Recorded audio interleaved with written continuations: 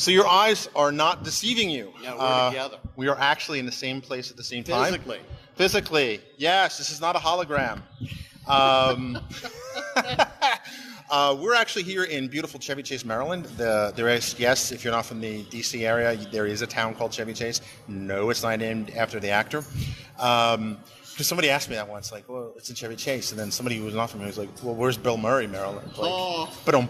That is so funny. And so I'm here with my wonderful co-host, Andy. What you doing up in town, Andy? We are actually both doing the same thing. We're attending some Databricks training that's pretty cool, being put on here at Microsoft. And we're also, as coincidence would have it, celebrating. What are we celebrating, Frank? We are celebrating the World Cup coming to... No, wait. I don't even know where it is, but we're celebrating 50,000 downloads. And 50K! And it's all you. You did this. You rock.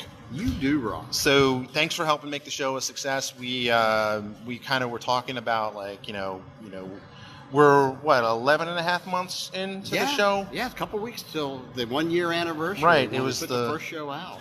And we actually recorded the first show in February. Yeah, it was cold out. And although this year in DC that doesn't mean anything. So we put the site online. It was out about this time of year, and I found we finally once the DNS thing switched over, we went live, and it was just around Memorial Day weekend of 2017, and we had kind of like. Well, you didn't have very high expectations. We had grand visions. I was thinking about maybe 1,000 people. If 1,000 people watched the show, that would be so cool. That would be cool. But you and I have both been listening to some interesting audiobooks lately. We were listening to one by Gary Vee called Crushing It. And a great book, by the way, we recommend it. And he said, I don't know if it was that one or the end of Crush It, one of the two, because I've listened to both in the last week. He said your number one, your first view, your first subscriber, you should like throw a big party. And I hadn't listened to that book at that time, but 1,000 was like crazy. I know. And 5 figures, wow, man. I had fun when we got to 9,000. I was like, no, it's over 9,000. That's a Dragon Ball Z thing, I think. It happened. It happened really quick. I mean, comparatively speaking. And, when we got to the first 100, I was floored that 100 people had downloaded this stuff and listened to us. Another interesting stat that we were just talking about over lunch is that the shows that we first noticed the big book. So we had some great names on there. And Frank and I did, I don't know if I want to confess this or not, but Frank and I did a show where it was just us. And we did it because we wanted to put some content out. And we thought, nobody's going It was the middle of the summer. It was hard to get anyone. No one's going to listen. And we'd already gotten like some big names at that point. Jen Underwood. And Lynn Langett. Rima Nema, which was probably one of our biggest stars to date. Like, if you watch the Build keynote, either last year or this year, she's on. If it's in Cosmos DB, she either wrote it or managed the people that wrote it. Right, and we were like, well, let's just do a show. We'll just do us because we couldn't find a guest. And we did it, and we were both shocked at how many downloads I got, and as fast as it got them. I think it may have been the most as fast, like the first to 100 downloads. Right. In time. So it's just crazy. And so we've done some more since then, and I'm still, they're all doing good. I mean, all of the shows are doing really well. They are. Like, we estimate that we have about 300 to 400 regular listeners. Yeah. Every show gets to at least 300 to 400 in the first 24 hours. Yeah. Which, we are data driven, literally. Yeah. We look at the stats all the time. We love you in the UK. We joke about how you spell things, but we love you.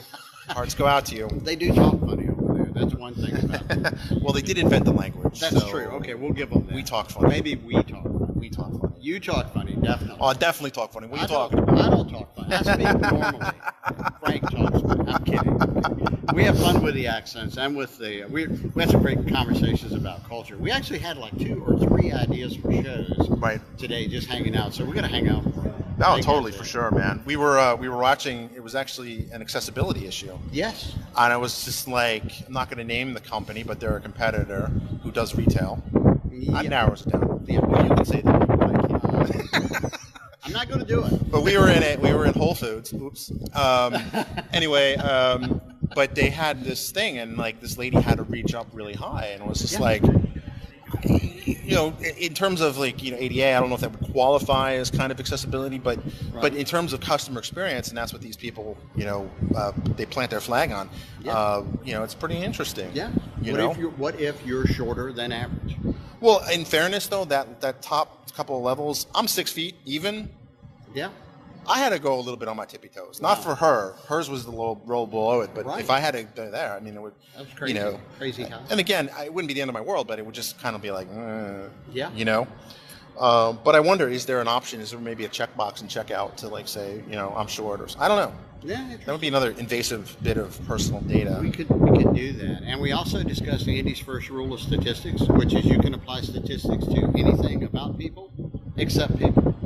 Oh, there you go. There you go. That's like 2 shows right there. We need to get done. We totally do. Plus, again, we're demonstrating kind of the appeal, or maybe it has to be an appeal because we have 50,000 downloads, right? That's right. Well, we talk 50,000 downloads, and then it's like, oh, by the way, sidetrack. I think that's it. That's definitely it. But thank you again, everybody that's watching us, of course, and everybody who's downloaded the show over the past almost year. Thank you all so much. It means the world to both Frank and I. I'm overwhelmed. Thank you. Yeah, for real. I just want to thank you. You know, when we were joking about this just today, like, we didn't know how it would go. You know, we had these dreams of it hitting numbers. I thought in my wildest dreams maybe we'd get to 50,000 in the first maybe 18 months, maybe, and that was kind of like being aggressive. So I kind of had like the 2 numbers in my mind. One was kind of like, you know, like a Beyonce concert type numbers, you know, like really good numbers, or like Euro Disney numbers. So, you know, in the first week it was pretty, or the first 2 weeks it was pretty clear it was probably not going to turn into Euro Disney, which was a nice relief, because I did take the podcast training from John Lee Dumas, which I think you can go to. His website's EOFire, and it's like something like podcast.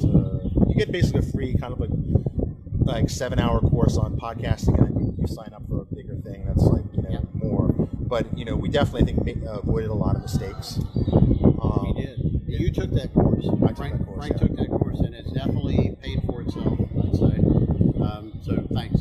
Yeah, and the cool thing is that we were able to, instead of make newbie mistakes, which we did, but I mean, we could focus on experimenting with new things. Like when I did the data science dailies, we did that for a while, which had pretty decent traffic. But the real thing, and it's kind of meta, because we're on a DataPoint, is the DataPoint format, where we just basically grab a phone and just kind of, you know, film kind of what's going on. Whether that's you're speaking at a conference, you bump into somebody important, and you're like, hey, you know, and you get a few minutes of their time, or it's just kind of like you see something that's data related, and you're like, you know, wow, you know, like, you know, whether it's reminiscing about what Toys R Us used to be, or you bumping into Buck Woody in Ireland. Yeah, that was a great one. And Grant Fritchie, and then you talking to Brian Moran a couple of times. I think he's our only. He's a three-peat.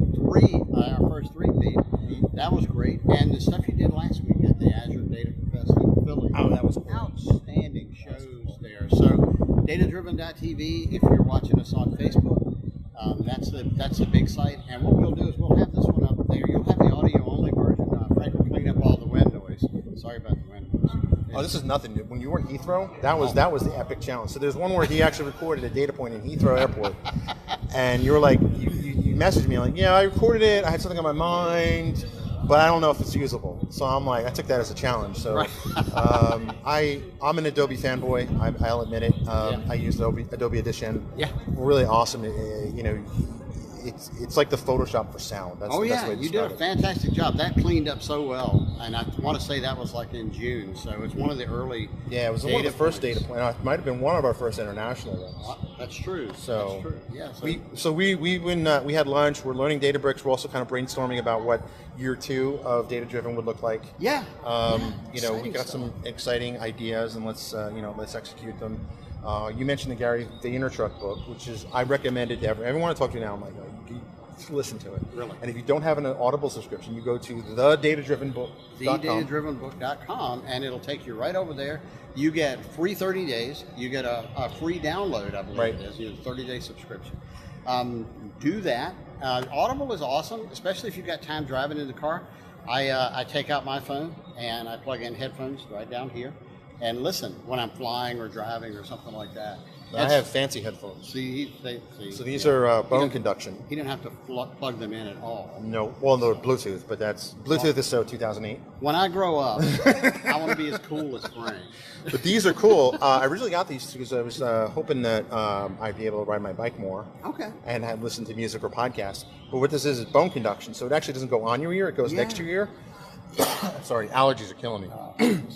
That might get edited out. So it actually sends the sound waves straight into your cheekbone.